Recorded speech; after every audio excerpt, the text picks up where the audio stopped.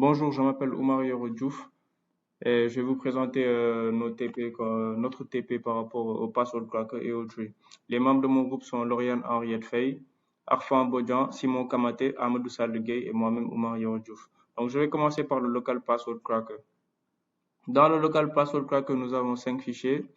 Nous allons commencer par le brute force local password cracker.java. Dans ce fichier-là, nous avons une classe brute force local password cracker qui implémente une interface local password cracker. Et dans cette classe-là, nous avons une fonction crack qui prend en paramètre une variable h de type string.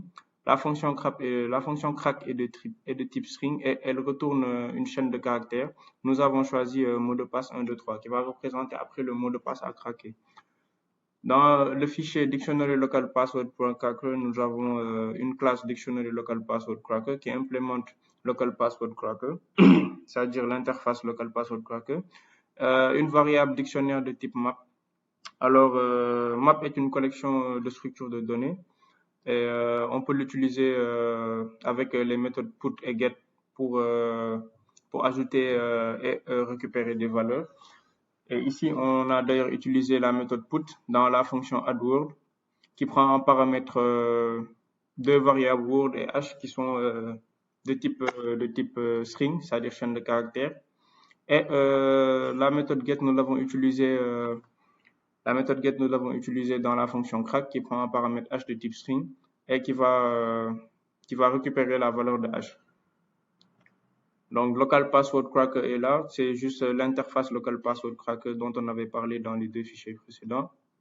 Dans le fichier local password cracker factory, c'est la fabrique local password factory. C'est la fabrique local password cracker du moins. Il y a une classe local password cracker factory. Et dans cette classe, nous avons une fonction create qui est de type local password cracker et qui prend en paramètre une variable type de type string.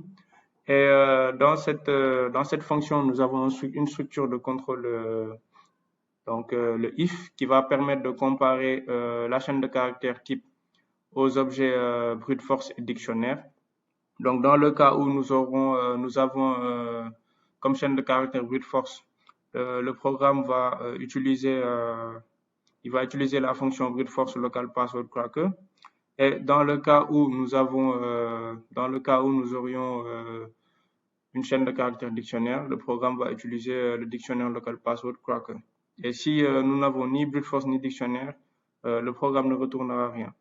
Maintenant, dans la fonction main, nous avons deux variables, brute force local password, non, brute force cracker du moins et dictionary cracker qui sont de type local password cracker et qui vont utiliser les fonctions create pour comparer voilà, brute force et dictionary au type. Donc là, on a déjà établi que le type serait brute force pour le brute force cracker et le dictionnaire pour le dictionary cracker, le type serait dictionary. Il y a une variable h2crack qui est de type string qui prend en paramètre le h qu'on doit craquer pour connaître le mot de passe. Cela représente le h pour le mot de passe 1, 2, 3 qu'on avait mis dans le fichier brute force local password cracker. Et oui, là nous avons voilà. Pour le craquage par la méthode brute force, nous avons le cracked password, une variable cracked password de type string qui prend un paramètre qui va utiliser la méthode, la fonction crack de la classe brute force cracker et qui va craquer le h2crack, c'est-à-dire la variable h2crack qui est là. Et après, le système va afficher le mot de passe craqué avec la méthode utilisée, la méthode de force brute ici, en l'occurrence. Et pour le deuxième, le craquage par dictionnaire, il y aura deux options. Enfin, le système pourra afficher mot de passe craqué avec la méthode dictionnaire ou le mot de passe n'a pas été trouvé dans le dictionnaire au cas où le mot de passe ne soit pas trouvé. Et lorsqu'on va tester ça, nous allons voir que normalement, pour la méthode dictionnaire, il n'y a pas le mot de passe ne sera pas trouvé.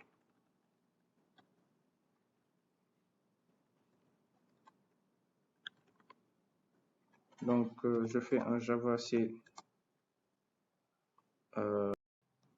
oui, Java C main.java. Puis on va faire un Java main pour tester le fichier. Et là, on voit que le premier message est là, mot de passe craqué avec la méthode force root, mot de passe 1, 2, 3. Et ici, avec le dictionnaire, on nous dit que le mot de passe n'a pas été trouvé dans le dictionnaire. Donc, mot de passe 1, 2, 3 n'est pas dans le dictionnaire. Voilà, c'était tout pour le local password cracker. Maintenant, nous allons passer à la deuxième partie qui concerne le online password cracker. Nous sommes dans la deuxième partie et nous allons commencer la partie online password cracker. Pour cette partie, il y a encore 5 fichiers. Le brute force online password cracker, qui est une classe brute force online, qui contient une classe brute force online password cracker qui implémente l'interface online password cracker, et dans laquelle il y a une méthode, une fonction crack de type string, qui prend en paramètre l'URL, le login et le password qui sont aussi des strings. Il y a aussi dans cette fonction il y a une variable common password qui est un tableau de chaîne de caractères qui signifie, enfin, qui correspond à la liste des mots de passe communs. Et le user credential va nous permettre après d'utiliser les méthodes put et get afin de connaître la clé et de comparer cette clé au mot de passe pour retourner le mot de passe. La clé représente juste, c'est une chaîne de caractères qui représente l'URL et le login. Et cette boucle-là nous permettra de parcourir le tableau command password et de mettre chaque mot de passe dans la variable password.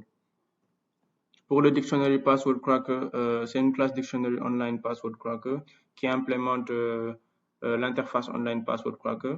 Il y a la variable dictionary et deux méthodes add-in-try et crack. Add-in-try et crack qui prennent toutes les deux méthodes, les paramètres URL, login et password. Et dans la méthode crack, on va retourner la clé obtenue. Le online password, c'est toujours l'interface online password cracker. Et le online password cracker factory, c'est la fabrique, donc la classe online password cracker factory. Et dans cette classe, nous avons la fonction create qui prend un paramètre, qui est du type online password cracker et qui prend un paramètre type qui est de type string.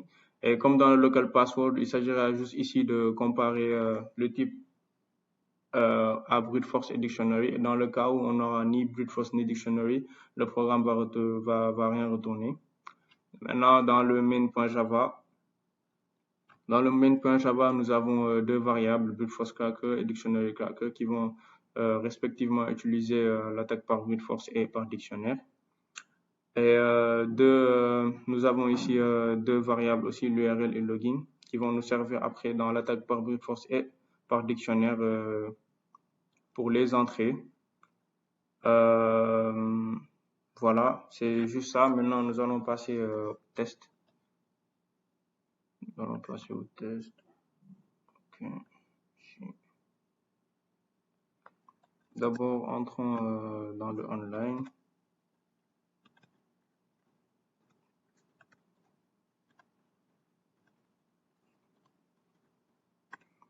Donc, on fait un Java main. Lorsqu'on fait un Java main, on a un mot de passe craqué avec la méthode de force brute password. Et là, nous avons un mot de passe craqué avec la méthode de dictionnaire password 1, 2, 3. Donc, on voit bien que le programme marche. Nous sommes dans la dernière partie, la partie du tree. Donc, la troisième et dernière partie, le tree.java, qui est composé d'une classe tree. Dans la classe tree, il y a une fonction display directory tree qui prend en entrée un objet file. L'objet file qui va permettre de connaître le répertoire courant. Puis, après l'objet, il y aura une liste, la liste des sous-répertoires et des fichiers qui se trouvent dans ce répertoire-là. Et il y aura une structure de contrôle qui va permettre de vérifier si le fichier est un sous-répertoire ou un fichier normal. Si c'est un fichier simple, on va afficher le fichier simple avec indentation qui est un string, qui est un paramètre de la fonction. Et si c'est un répertoire, on va retourner à la fonction pour changer de répertoire courant et mettre le nouveau répertoire, le sous-répertoire comme répertoire courant et refaire encore la liste des sous-répertoires et des fichiers, ainsi de suite jusqu'à avoir l'arborescence de tout le répertoire. Donc là, il y a au niveau de la fonction main, il y a directory path qui spécifie seulement le chemin d'accès et on va utiliser la fonction display directory tree pour qui va prendre en paramètre le directory path pour pouvoir faire l'arborescence. Donc nous allons tester ça directement. Nouveau terminal. Nous allons faire un Java tree. Et voilà, là nous avons l'arborescence. Ici, nous avons l'arborescence de bureau. Bureau dans lequel il y a le fichier Access, Discord, Excel et un répertoire Oumar Yoro Diouf. Comment savoir si c'est un répertoire à cause du décalage qu'il y a, c'est-à-dire l'indentation qu'il y a entre le Oumar Yoro Diouf et les fichiers qui viennent après lui. Et de la même manière, voilà, tous les fichiers qui se trouvent au niveau de la même ligne appartiennent au même dossier. Et les dossiers les fichiers qui ne sont pas sur la même ligne sont des sous-répertoires.